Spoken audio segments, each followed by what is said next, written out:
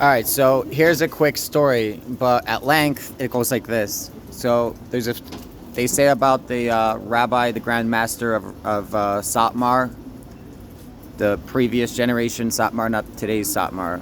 They're not actually the rabbi of Satmar. I'm saying that, but as far as I know, he didn't have any offspring or continuation. Anyways, the original that I'm named for, Rabbi Joel Teitelbaum. It's said about him by other rabbis or another rabbi, like, dude, if you want to judge someone's character, ask them their opinion on the Grand Rabbi of Satmar. This was said about him. This is what people said about him, or another rabbi said about him. If you want to judge the character of a person, any person, just ask them their opinion of Joel Teitelbaum. And based on their answer, you'll know everything you need to know about them. And for me, that's Zionism. For me, if you want to know everything you need to know about a person, ask them their opinion on the state of Israel or Zionism or Palestine, any of these issues. You will know everything you need to know about them, the way they think, what triggers them, what's important to them. You'll know everything. It kind of relates to the whole suffering servant. Like, what do I mean by that? I mean, if you ask, like, I don't know, Christians, I'm saying other than Christians, I don't think anyone believes this. I'm saying if you open the Bible, Isaiah 53 or whatever chapter that is, 54, 52, 50, whatever, that whole section, somewhere right around there, if you open the Bible, it's talking about Israel. No one's going to deny that. But Christians decided that it's talking about one specific Israelite and not the other Israelites. I'm saying you have to be retarded to believe this, but Christians decided that, you know what, this whole suffering servant, it's only one of the Jews. It's not all of the Jews, even though it's clearly talking about Knesset Yisrael, the general soul, the divine presence. But no, they don't want it to be the divine presence, the Shekhinah, which it's talking about the Shekhinah. It's talking about the general soul of Israel, Knesset Yisrael. But they're like, no, which is very pagan, by the way, to take something so holy and so godly and to like put it into a physical form and make it human. I'm just saying. It's a very pagan concept, which is Christianity, by the way. Sorry to all my Christian lovers. Y'all do come from pagan worship. So do we. We just removed ourselves from it, like, 4,000 years ago? I don't know how many thousands of years ago. You guys are still stuck in it. And by the way, I don't know if we really come from pagan. We do. I mean, yeah, we all do. Abraham's father was a pagan. Yeah, so we all come from pagans. So I'm not hating on Christians for being pagans. Just recognize you're still in the paganism. We left. Most of us. Some of us. I don't know. At least me. I hope I left.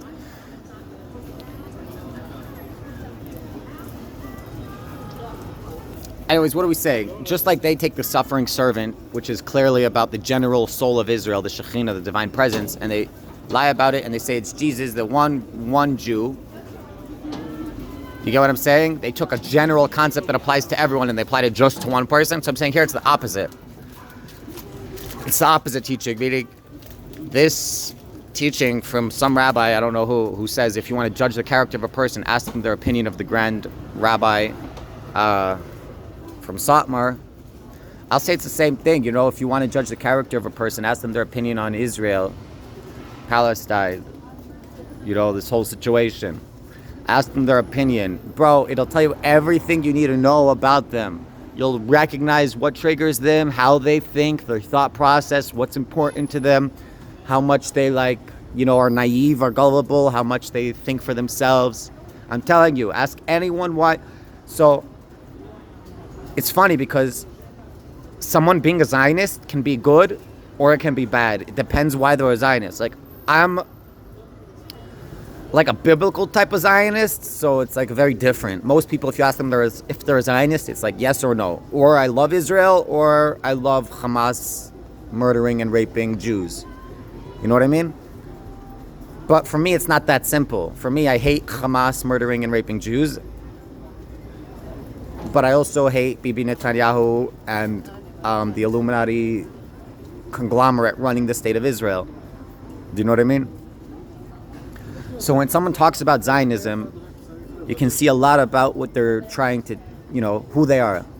Like, for like a random piece of shit on the internet who's just like bashing Israel all day, I'm saying that says a lot about them. And for a random Karen on the internet that's super pro-Israel and like has a picture of Bibi in her wallet, it also says a lot of bad shit about her. I'm just saying, both ways. You could support Israel and it could show bad stuff about you, and you could go against Israel and it could show bad stuff about you. That's what I'm saying. It's the hot issue that shows everything about you. Ask the person what their opinion is about Israel. And it doesn't mean like if they say positive, they're positive, or if they say negative, they're negative. That's not what I'm saying. I'm saying either way it can be good and either way it can be bad. You can support Israel for the right reasons. You can support Israel for the wrong reasons.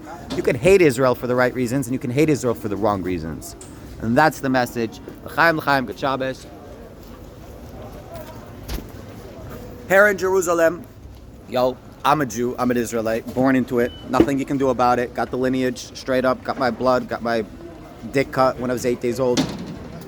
Living in Holy Land, this is Jerusalem. I don't know if you guys realize, I'm fucking in Jerusalem, bro. Beer has Hebrew on it, look.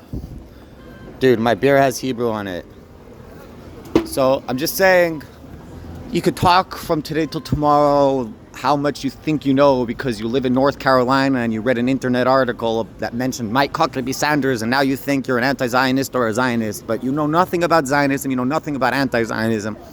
Yeah, you want to know something? Involve yourself in it.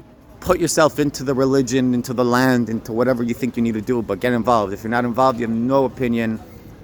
Your opinion is like what we call baich Torah, stomach Torah. It's like when someone's trying to teach Torah, but they have nothing to teach, and they overate, so it's coming from their belly. It's like when you go like, blatch, like that, you know? Baich Torah. This is Baich Torah. Stomach Torah.